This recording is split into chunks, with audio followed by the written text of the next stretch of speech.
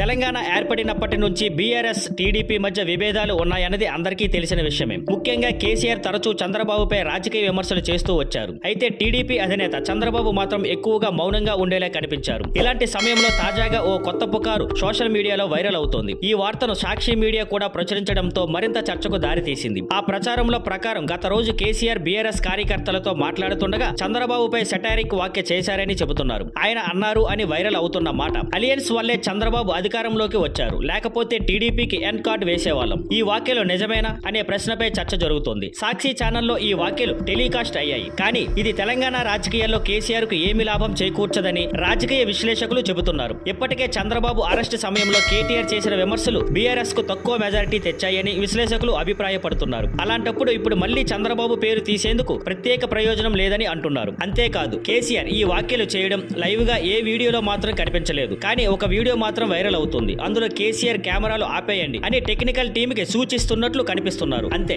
ఆ తర్వాత ఆయన ఏం మాట్లాడారో మాత్రం బయటకు రాలేదు. ఇప్పుడు ప్రజలు చర్చించుకుంటున్న ప్రశ్న, అది మాటలేనా, చంద్రబాబుపై వేసిన సెటైర్? నిజం ఏదైనా అది బయటికి రాకపోతే ఇది మిగిలేది పుకార్లే. Thank you for watching. Please like, share and subscribe.